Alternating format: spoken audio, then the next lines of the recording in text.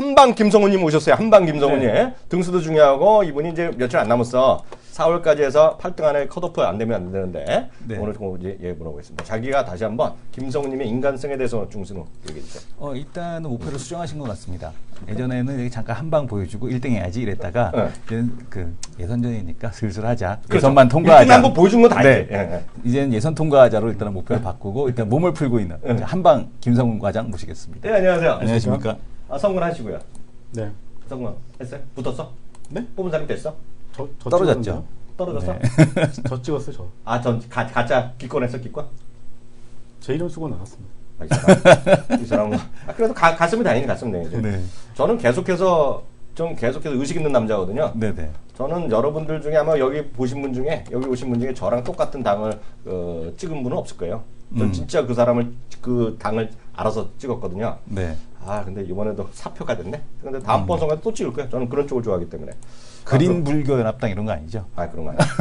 그런 거 아니야. 그린 들어가잖아. 10번 그린. 뒤로 가. 10번 뒤로. 10번. 거기도 다 그린도 다 10번 뒤던데. 아, 근데 당이 너무 많아. 그래서 다음번에는 네. 당을 하나 만들어야겠어. 네. 당 만드는데 돈 들 텐데. 돈 들죠. 돈 당연히 들죠. 그리고 그것도 선거 자금도 뭐 이것저것 다 지출해야 되는데. 뭐. 온라인으로 하면 되죠, 그래. 돈 들어갈 거래요. 돈 들어. 그래도 기타금 내나? 기타금 내야 될 거죠. 그러면 포기하는 거지 뭐. 그래도 바로 포기하자. 네, 그건 그렇고요. 네. 김성 과장님, 제일 궁금한 거 이것부터 얘기하죠. 포스코 이제 제대로 가는 거예요, 이거 소재? 일단 포스코를 포함해서 오늘 뭐 두산 인프라코가 뭐 7% 가까이 급등이 나오고 있어요. 두산 중공업도 마찬가지고. 자, 전반적인 소재 산업재에 대해서 워낙에 말들이 많이 나온 것 같습니다. 지금 이제는 일단 결론부터 말씀을 드리게 되면은 이런 표현 써도 되는지 모르겠는데 안 되지. 말 조심해야지. 안 되나 이거? 막 하면 안 되죠. 알겠습니다. 네. 일단 제가 간단하게 이걸 한번 말씀드릴게요. 네. 그림 한번 보여주세요. 차트요. 네네.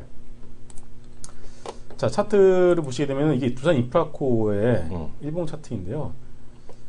3,375원이죠. 1월 말에 저점 찍고 좀 따블랐어요. 근데 이게 보시게 되면은 이게 현재 6,200원대 작년 12월 말 정도에 네. 이때 저점 깨면서 급락이 나왔어요. 네. 그리고 나서 되돌림이거든요. 그렇죠. 이걸 가지고서 과연 이제 두산 인프라코, 포스코도 마찬가지죠. 더 갈 거야라고 얘기를 하는 게 조금은 뭐랄까요?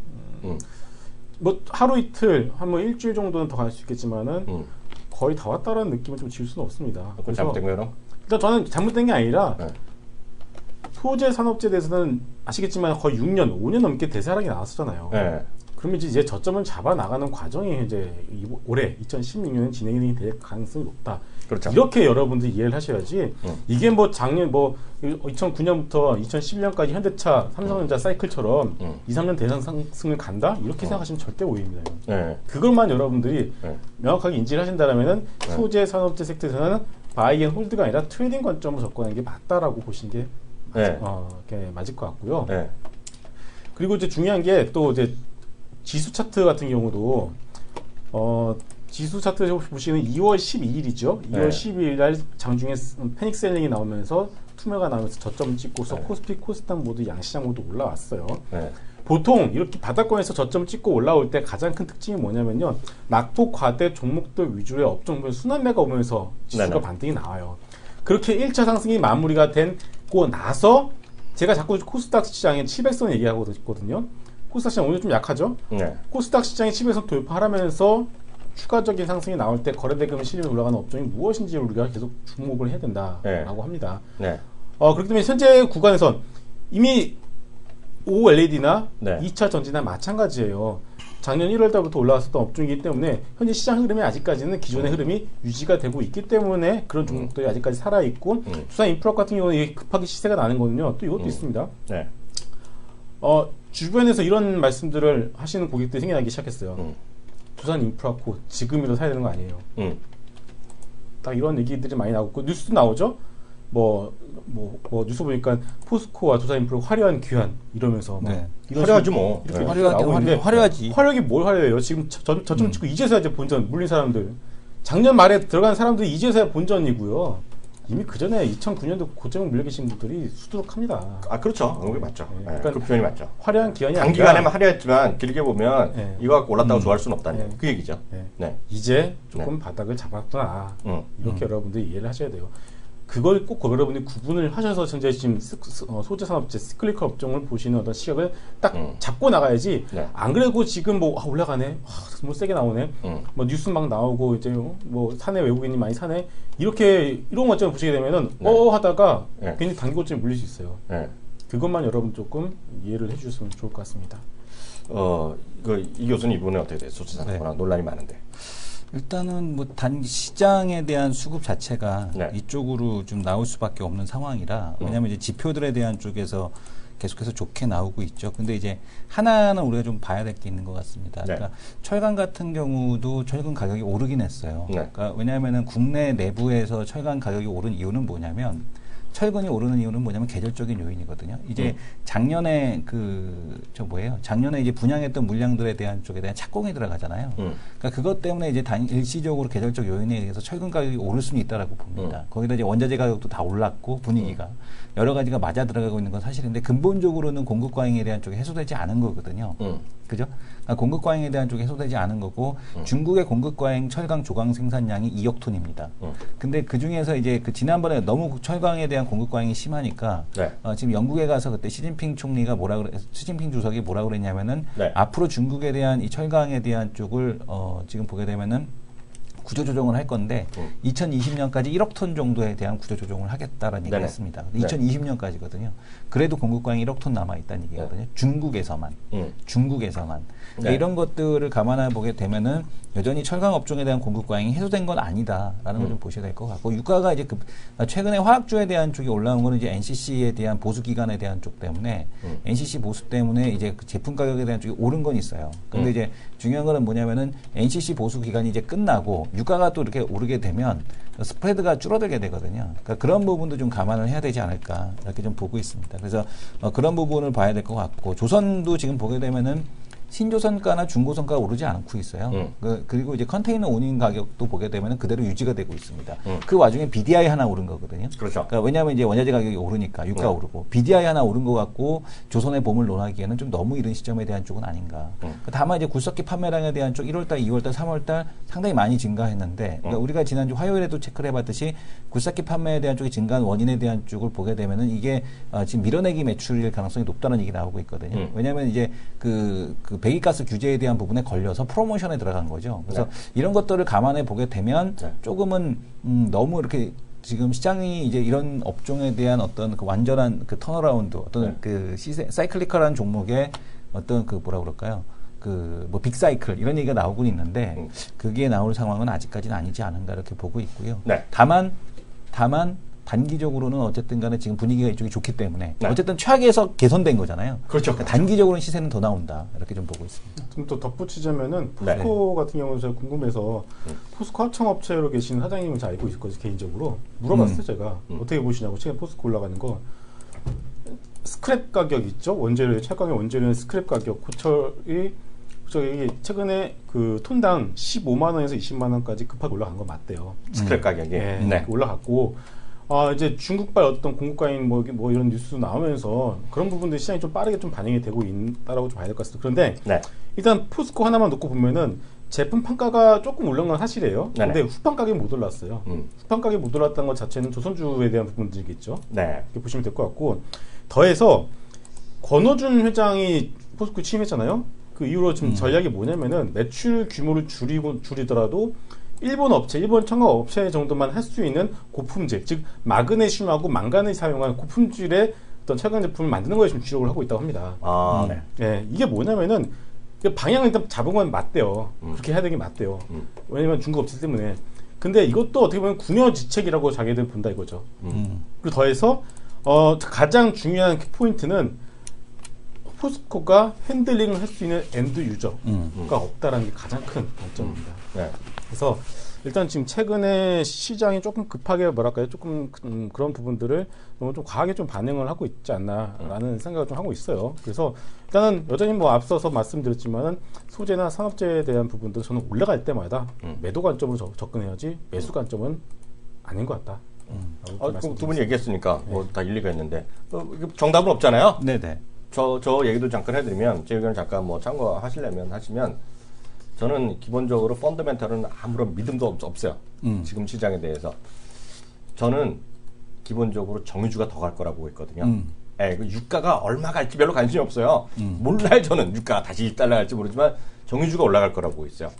예, 정유주가 올라가면 이 철강지도 올라갈 거라고 보고 있어요. 거기에 무슨 저는 뭐 논리적 접근은 잘 모르는데 그냥 우스갯소리 관심법이라 그러면 지금 온통 전 세계에서 있는 사람들의 관심이 뭐냐면 많이 떨어진 거 있죠. 많이 떨어졌는데 솔직히 지금 그 포스코가 10분의 1 토막된 건가? 70만 원 더 떨어졌잖아요. 이게 좀 보시면 이렇게 보시면 돼요. 정유주 있죠, 정유주가 됐건 미국의 S&P 500 중에서도 정유 관련된 게 한 50개 된다고 보시면 돼요. 무진장 많아요. 정유와 관련된 그 안에 업스트림, 다운스트림, 미드스트림에서 엄청 많아요. 거기서 먹고 사는 애들이 많은데 거기서 보면 정유가 됐건 셰일가스가 됐건 이런 것들이 적자 회사다 그러면 20분의 1에서 30분의 1 토막됐다고 보시면 돼요. 20분의 1에서 30분을 동안 지금 1년 반 동안에요. 적자가 아닌 회사 있죠. 적자가 아닌 회사 있으면 적게 빠졌다 그러면 한 3분의 1? 웬만하면 10분의 1. 적자가 아닌 회사. 예, 최근에 좀 반등해봤자 바닥에서부터 조그만 한 배? 아니 50%에서 그런 게 올라갔거든요. 그런데 그 중에서 흑자가 나는 회사 있죠. 먹잇감입니다. 먹잇감 지금. 막 들러가서 붙는 거 사는 거예요. 왜냐면 그 흑자가 나면 작년보다 분명히 실적은 좋아질 거 아닙니까? 네. 어찌되었건 간에. 지금까지만 추세만 가더라도 더 다시 꼬꾸라지나 하더라도 몇 달이라도 좋아졌잖아요. 그럼 배당이 늘어날 거란 얘기 하는 거거든요. 그래서 미친 듯이 그런 주식을 찾아요. 진짜로. 그래서 저는 정유주도 올라갈 거라고 보겠고 아무 일 없어요. 뭐 철강, 구리값 뭐 잘 모르겠는데 좀 올라가는 게 지금 흐름이다, 트렌드다. 얼마나 갈지 모르겠어요. 그래서 그 정도 일단 보시면 될 것 같고요. 하나만 더 그 섹터 보고 나서 그 총선 얘기할 텐데요. 스마트폰 얘기 좀 해주세요. 네. 저 스마트폰 쪽을 좀 유심히 이렇게 보고 있어요. 왜냐면은 전방 산업이다 죽었다고 얘기하잖아요. 그런데 그 안에서도 분명히 먹을거리는 좀 나오는 것 같습니다. 일단은 그 이번에 아이폰 SE 스페셜 에디션 버전 나오는데 상당히 스펙이 좋아요. 즉 다시 말해서 이제는 중저가 폰에 대해서 스펙 상향에 대한 부분들이 계속 나오고 있다. 이거는 아마 지난주에 한번 말씀을 드린 것 같습니다. 그렇죠. 블루콤도 얘기했잖아요. 그래서. 네. 메탈 케이스가 확산이 될 수밖에 없어요. 그리고 삼성페이도 마찬가지고요. 삼성페이는요, 여러분들 그 과거에 처음 S6 때 처음 나왔을 때 이렇게 스마트폰 들이대서 결제해 주세요 그러면 그때는 사람이 잘 몰랐거든요. 결제해 주시는 종업원들도 어떻게 하는 거예요? 그런데 지금은요, 되게 자연스럽게 다 쓰는 거예요. 그러니까 대세야. 식당 같은 데는 막 쓰잖아. 페이 기능이 중요한 게 뭐냐면은 애플도 그렇고 삼성도 그렇고 이걸 자꾸 중저가폰 확산시키는 게 한번 락인 효과를 해가지고 한번 페이 기능 쓰기 시작하면은 딴 거 못 쓰거든요. 결제 방식이 핀테크가 왜 보겠습니까? 결국 결제인데 결제 방식에 대해서 이런 부분들 때문에 삼성이나 애플이 자꾸 다른 쪽 이탈하지 못하게 페이 기능을 가지고서 플랫폼을 만들어가지고서 다른 쪽 못 가게 하는 거잖아요. 네네. 근데 이게 중저가 폰까지 확산된다는 겁니다. 네. 그럼 뭐겠어요? 이제 거기에 해서 우리가 관련된 종목들을 좀 말씀드렸지만 봐야 된다라고 말씀드렸고 또 하나 메탈 케이스도 마찬가지예요. 메탈 케이스도 결국은 요즘에 가전제품 하면은 기본적으로 다 뭐죠? 그 뭐 스마트폰뿐만이 아니라 화장품이래. 냉장고 같은 경우도 그렇고요. 네. 거의 뭐 알루미늄 소재를 써서 되게 고급스럽게 만들잖아요. 그렇죠. 스틸톤 넣고 막 그렇죠. 그래요. 네. 결국 이러한 것이 이제는 과거에 어떤 플라스틱 소재 백색 가전이었다면 이제는 뭐라고 할까요? 약간 좀 은은한 광택이 나는. 그렇죠, 맞아. 네, 그런 쪽으로 이제 LG 것도 엄청 비싸는데 고급스러워 보이긴 하더라. 시그니처라고 하죠. 뭐 그런 거. 네. 그럴 수밖에 없고요. 그리고 또 하나가 저는 이제 새로 나올 아이폰에 대해서 거기서 이제 이어폰 3.5mm 이어폰 단자가 아이폰 7 새로 나온다고. 없어질 가능성에 대한 루머가 좀 많이 나오고 있는 것 같아요. 근데 저는 그 좀 확률이 또 높다라고 보여지고 있는데 아이폰에 대한 그동안의 전략은 그러니까 애플의 전략은요. 기존의 어떤 생태계를 파괴하면서 그것을 새롭게 만들어냈거든요. 네. 처음에 이게 노트북에 ODD를 없앴잖아요. 그때 처음에는 난리 났었어요. 이거 말이 되냐? 이게 없으면 어떻게 하냐? 근데 결국은 이제 그게 대중화됐잖아요. 마찬가지거든요. 그렇죠. 예. 결국에 기존의 산업을 파괴하면서 새롭게 자기들의 어떤 거기 산업을 만들어내는 것이 애플의 전략인데 제가 처음에 음악을 듣기 시작한 게 초등학교 6학년 때부터였거든요. 그때부터 그 이어폰 줄이는 이어폰을 사용해서 음악을 들었는데 거의 30년이 지났잖아요 이제. 그렇죠. 이제는 줄이는 이어폰이 사라질 가능성에 대해서 우리가 좀 생각을 해야 되지 않을까 싶습니다. 당장은 아니겠지만, 네. 저는 그래서 여전히 제가 저번에도 한번 보여드렸어요, 이거요. 이거 나 언제 사줄 거야? 나 언제 사줄 거야? 써봐. 저 1등하면 사드릴게요. 1등하면? 네. 한 번이라도 1등하면? 아니지. 최종이죠. 1등에서 상금 받으면 최종에서. 상금이 얼마야? 1,000만 원이 2천만 원이야? 1,000만 원이요. 나 그거 안 된다고 봐. 안 된다고 봐, 안 된다고 봐. 아이, 그거는 신이 점지하는 거거든? 근데 자기는 어저께 그 수표로 가갖고 자기 이름 쓰고 나서 기권을 만들었다는 그런 자세로는 안 되지. 그런 자세는 안 돼. 네. 그래서 이제 이제는 줄이 있는 이어폰이 없어질 가능성에 대해서 우리가 좀 고려를 한번 해봐야 될 것 같아요. 그래서 최근에 시장 흐름 보시게 된 블루콤이란 이거를 만든 데가 블루콤이거든요. 네. 그러니까 블루콤에 대해서도 우리가 좀 관심 있게 좀 볼 필요가 있다라고 보여집니다. 지금 오늘 보시면 이 블루콤의 차트인데 지금 시장 코스닥 지수가 밀려요. 지금 조금 이제 밀리는 와중에 자기 혼자 지난주 아니 이번 주죠 화요일날 양봉 간단하게 만들어내고서 오늘도 좀 플러스 건수 유지를 해주고 있어요. 길게 보시게 되면은 올해 역대 최대 시장 나올 거예요, 분명히. 이것 때문에 역대 최대 시장 나왔을 때 주가가 상당히 2만 원인데 현재 13,300원입니다. 네. 설사 고점 벗겨내지 못한다 하더라도 여기서 올라갈 수 있는 업사이드는 한 50%는 충분히 가능하다라고 좀 봐야 될 것 같고요. 일단은 근데 거기에 더해서 앞서도 말씀드렸다시피 줄이는 이어폰이 없어지는 거에 대해서 우리가 조금 이거는 허황된 얘기다가 아니라 그럴 수도 있겠구나 라고 좀 봐야 된다. 그래서 메탈 케이스 관련해서는 성우전자 아모텍 그리고 페이드 오브 아모텍이죠. 그리고 블루투스 헤드셋 같은 경우는 블루콤 이 세 종목은 조금 유심 있게 좀 보실 필요가 있지 않나 싶습니다. 아니 근데 보니까 저희 방송은 매일 출석 체크를 하나? 출첵? 하시는 분들 만면에 가끔 나오신 분 있어요. 제가 분명히 말씀드렸는데 몰려님 책 나냐고 여쭤보시는데요. 책도 잘 워렌 버핏님 책을 나오지가 않았는데 어떻게 팔려고 책을 언제 나오냐면요 6월 초 중순까지 나옵니다. 내일 참 자기 1시 반에 계약서 쓰러 가야 돼? 여기에서 올 거야? 1시 반? 1시 반이요? 내일? 계약서. 계약서 쓸 겁니다 내일요. 그래서 앞선 내가 대시장에? 네네. 나중에 법적 문제 나한테 다 넘길 거야? 네네. 그래, 진짜 나중에 받아. 하여튼, 그래서 그 책이 원고 다 나왔어요. 그래서 6월, 왜냐면 그 중에서 그림 같은 거 새로 그려야 되잖아요. 네. 그래서 그거 하고 그런데 한 달 반 정도 걸린다 그러더라고요. 빨리 하면. 그래서 6월 초 중에는 무조건 나와야 돼요. 네. 네, 진짜. 그래서 나오고요. 그 책이 그것만 나오는 게 아니라, 그때 제 책이 또 나오고 그래서 올해 3권이 나와요. 3권 다 내일 사인하니까요. 일단 그렇게 하시면 될 것 같고요. 다시 말씀드리면 6월 20 며칠 날 여기서 지난번에 했던 비슷한 행사 또 해요. 네. 그때도 같이 만날 기회가 있을 것 같은데요. 그럼 이제 그 얘기는 그만하고 핸드폰은 그만 얘기하고요. 총선 얘기 한번 해보죠. 총선 이후에 아까 뭐 잠깐 얘기했잖아요. 그 양적 완화 얘기하는데 이건 이성윤 씨에 대해서 총선이 어떤 변화가 있을 것 같아요?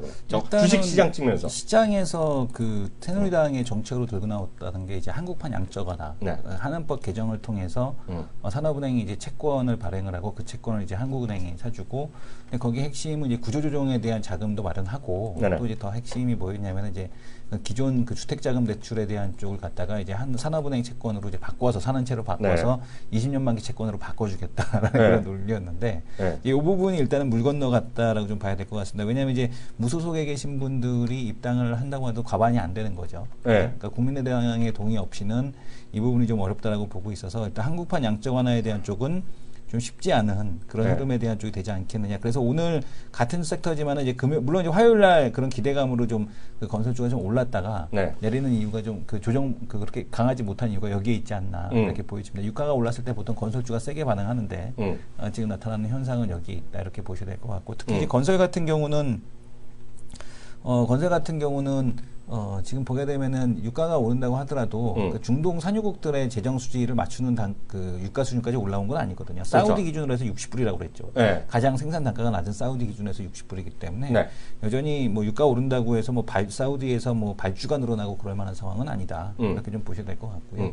그다음에 여전히 지금 그 건설 프로젝트 같은 경우도 저거를 받고 있는 거죠. 건설 프로젝트 같은 경우도 이제 코스트 다운에 대한 요구를 받고 있어서 사업장별로 뭐 단가 인하 뭐 이런 얘기가 나오고 있어서 뭐 지금 뭐 여전히 건설주에 대한 쪽도 이 우발적인 그런 흐름에 대한 쪽을 좀 남겨두고 있다 이렇게 보여집니다. 그리고 이제 또 하나는 오늘 올라가고 있는 게 삼성중공업하고 대우조선해양 그 M&A 가능성에 대한 쪽이 나왔었는데 네. 근데 이제 그것보다는 삼성중공업과 엔지니어링 가능성을 더 높게 보기 때문에 엔지니어링이 좀 올라가는 게 아닌가. 왜냐면은 그 파견법에 대한 수정 없이는 삼성 엔지니어링 대우조선해양 합병이 좀 어렵다라고 보고 있거든요. 그렇죠. 그렇다면은 엔지니어링과 삼성중공업에 대한 합병 가능성을 좀 더 높게 봐야 되지 않을까 이렇게 보고 있습니다. 그 김성 과장은 이번에 그 총선 끝나고 어떤 그 주식장에 미칠 영향 어떻게 좀 생각하는 거 없어요? 저는 글쎄요 오늘 장이 끝 아니요 그게 아니라 오늘 시초가 장 초반에 보니까 또 올라가는 게 또 정치 테마주들이에요. 안철수 관련주들, 유승민 씨 관련주. 뭐 이런 상황에서 그것이 우리 시장에 미치는 영향은 뭐 아니 우리 좀 피디님이 그러는데 우리 또 그 선배님 관련주도 있어? 있겠죠. 김부겸 관련주가 있어? 뭐 뭐든지 뭐 사돈의 팔촌까지 뒤져갖고 만드는 건데 그렇죠. 뭐 못 만들 게 뭐 있어요. 나도 뜨겠네. 그 같은 과 후배라고? 같은 과 후배라고 뭘 하시고 있어요? 하나도 없지. 관련이 없잖아. 관련 없지. 국회 방송 보내는 것도 아니고. 키움증권이 올라가면 그건가? 김부겸의 후배인 이학영 씨가 채널 K에서 방송을 하고 있다라는 것 때문에 키움증권이 오늘 4% 상승했다. 뭐 이런 식으로. 그래요? 네. 그럼 제가 그래서 뭐 굳이 이제 그 여소야대가 됐잖아요. 그 부분에 대해서 시장이 어떻게 명확하게 어떻게 해석을 할 것인지가 중요할 건데 아직까지는 뭐 그렇게 시장이 이거 가지고서 어떤 지금 뭐 여소야대가 됐다고 해서 오늘 시장이 오른 것도 아니고 시장이 오늘 올라가는 것도 업종들은 뭐 기존에 최근에 2월과 3월 달부터 올라섰던 업종들이기 때문에 뭐 그것 때문에 바뀐 건 그렇게 없다라고 저는 개인적으로 생각합니다. 그 제가 좀 설명드리겠습니다. 이거는 제 화면을 잠깐 잡아주세요. 화면 잡아주는데 제가 말을 할 거로 오늘 좀 정리 좀 해왔어요. 짧게 정리해 왔는데요. 이거는 제 말을 들으시죠. 뭐 그거 맞는데요. 제가 딱 예쁘고 안무가 더 크게 드릴게요. 이거가 답이 다 있다 보고 있어요. 이 이상 나올 것도 없어요. 이게 뭐냐면 제가 오랫동안 엮여 있었잖아요. 오랫동안 엮여 있었는데 이번에 이렇게 야당이 이길 줄 몰랐잖아요. 물론 그렇게 얘기한 사람도 있었지만 소수였잖아요. 그럼 증권회사 준비를 못했다고요. 증권회사가 어젯밤부터 나와갖고 자료가 안 나와요. 근데 제가 보기에 오늘 이미 나온 데도 있을 거고요. 오늘 오후부터 자료가 나올 겁니다. 왜냐면 이런 건 자리가 나올 수밖에 없어요. 자료가 나올 수밖에 없어요, 지금요. 근데 이거가 왜 중요하냐면 이게 영향이 있다 없다를 떠나서 이런 건데 커미트가 나올 수밖에 없어요. 근데 제가 지금 말씀드린 거 그 이상 뭐 더 있겠죠. 있겠으나 이거는 제가 다시 말씀드리면 선호도가 있는 게 아니라 이런 이슈가 있을 것이라 말씀드립니다. 첫 번째요. 양적 완화 얘기 있죠. 양적 완화는 강봉균 선거 대책 대표가 있잖아요. 공동대표 새누리 쪽에서 얘기했는데 이미 여당에서도 반대가 많았던 거예요. 그 말이 안 된다는 걸 아는 사람이 있거든요. 그럼에도 불구하고 이걸 얘기한 것은 그게 표에 나쁘지 않거든요. 그래서 얘기가 나은 거라고 보셔야 돼요. 그래서 양적 완화는 쉽지 않을 겁니다. 양적 완화 논리는 쉽지 않을 거예요. 두 번째, 관광산업개발이 핵심 중에 변수였어요. 관광산업개발이 그 새누리당의 핵심인데 이게 왜냐하면 이게 한 2년 전부터 계속 나왔던 건데 이게 여기에 뭐가 들어가냐면요. 그걸 관심 없으신 분 잘 모르실 때는 저는 이쪽을 좀 많이 관심을 갖고 보잖아요. 정책 이슈를. 이 뭐냐면 그린벨트 해제권이 많이 들어갑니다. 그러니까 실제로 할 만한 곳에 그린벨트 다 해주겠다는 거 마찬가지예요. 그러면 이제 요즘은 이제 아파트가 잘 안 나가니까 이런 거 개발해 갖고 각종 시공하는 사람도 나오잖아요. 부동산도 약간 껄떡거릴 수 있어요. 관광산업 개발하면서 말이 되건 안 되건 150만 원 일자리. 이게 또 쉽지 않죠. 그래서 건설주는 일부에서는 선거 끝나면 건설주 올라가는 경우가 있다라고 일부 뉴스에 오늘 나왔던데 저는 아니라고 보고 있어요. 그래서 이런 멘트가 나올 줄 모르겠지만 이게 제가 증권에서 오랫동안 리서치하게 보면 이런 포인트가 나갈 겁니다. 이건 제 혼자 100% 누가 본 게 아니지 혼자 쓴 거예요. 혼자 정리한 거예요.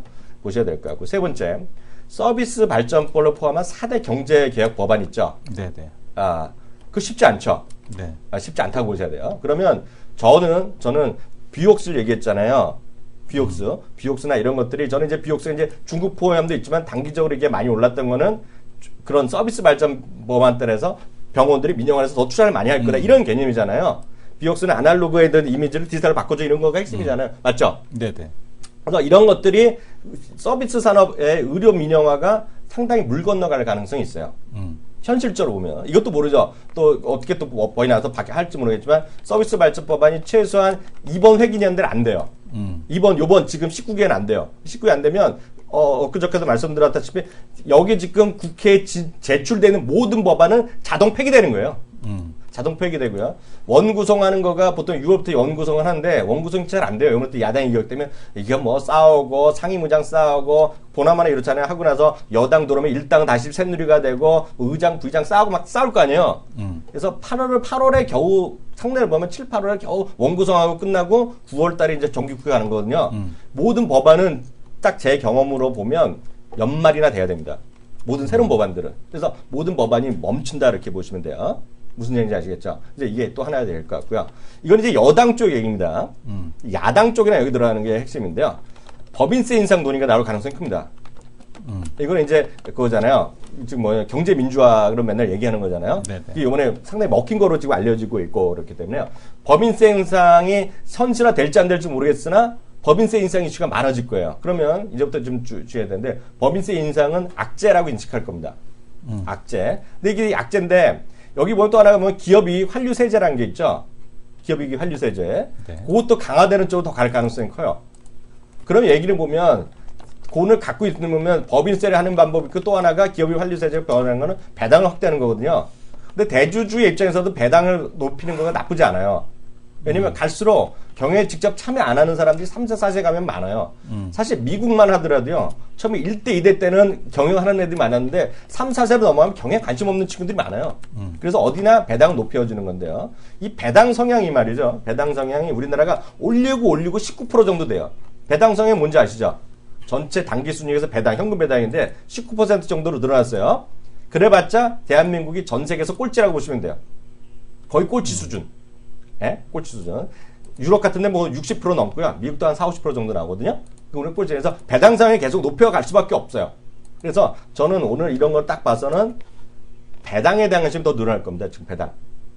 왜냐하면 세금 내려니 배당 주자 이런 개념을 갈 수밖에 없거든요.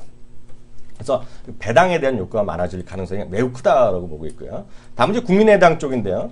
국민의당은 딴 당이랑 딴 데도 있지만 좀 핵심적으로 내세우는 게 ICT 쪽에 대한 강조입니다. ICT라는 게 뭐예요? 정보통신기술 쪽이잖아요. 정보통신기술 여기도 들어가고 이번에 누구니? 웹젠. 네네. 웹젠 김병관. 네, 그 양반도 됐잖아요. 네네. 그게 다 같은 파잖아요. 네네. ICT에 대한 정책 지원이 늘어나게 되겠죠. 그러면서 이건 당연히 어떤 그룹으로 가냐면 예를 들어서 지금은 무지막지하게 그 노동력으로 갖고 와서 건설 쪽에 어떤 일자리 창출이라기보다는 이런 쪽에 대한 정책 창출, 정보통신이나 이런 쪽. 여기 이제 뭐 벤처가 딴 거 제가 디테일은 몰라요. 제가 관심 못 게 아니라지만 ICT 쪽에 대한 분명히 나올 가능성이 있어요. 정책적 지원. 왜냐하면 이거 어찌 됐건 간에 야당이 늘어나면 야당의 목소리 정책에 자금이나 예산이 집중될 수밖에 없거든요. 네네. 저는 이쪽을 조금 아는데 이렇게 야당이 되면 예를 들어서 정부 관료들도 있잖아요. 예산 받으려면 야당 앞에 가서 줄 서야 돼요. 어찌됐건 간에. 그래서 야당의 목소리가 나올 수밖에 없고 제가 보기에 법인세나 이런 거기 때문에 법인세는 약간 헷갈리는데 악재인데 배당으로 상당히 늘어날 가능성이 큽니다. 이건 여러 가지에 와서 그래서 오늘 제가 봤을 때 오늘 주식의 그 선거의 결과의 핵심은 뭐다? 배당입니다. 배당. 딱 보면 배당이다. 배당 관련주 여러분들 꼭 보셔야 되겠고요. 배당 관련주는 제가 말씀드렸다시피 대한민국의 배당 관련주는 오늘 이름이 길어진 데가 있어요. 미래 에셋 대우증권에서 이제 2015년도 배당을 먹고 탈 때라는 자료가 오늘 났어요. 그걸 보시면 됩니다. 그거. 네, 그거 한번 찾아보세요. 대우증권에서 배당과 관련된 거 자료가 나는데 거기 잘 나왔어요. 네, 그걸 한번 보시면 되겠고 그거의 논리가 상당히 제가 마음에 들게 써놨어요. 그럼 보시면 될 것 같고요. 다시 말씀드리면 배당 관련주들도 미국이 엄청나게 많다. 그래서 아무리 지금 좋아봤자 배당 성향이나 배당 수익률을 보면 잽이 안 돼요. 미국 기업에. 특히 많이 떨어진 기업들 있잖아요. 에너지 관련주들 이런 거. 그런 거는 제가 뭐 미국 주식에 미치다 이런 거 많이 써놓고 있는데요. 관심 있게 보고 있는데요. 특히 미국 주식이라는 거 보시면 하여튼 해보셔야 돼요. 하여튼 그 우리나라 시장에 미국이나 보는 입장은 훨씬 더 클 겁니다. 그래서 하여튼 배당 이런 거 꼭 보셔야 되겠다. 이렇게 말씀드리겠습니다. 예, 오늘 일부는 저기 김성관 전 또 시간 많이 됐는데 오늘 이렇게 해서 보내드리겠고요. 다음 주에 또 뵙겠습니다. 수고하셨습니다.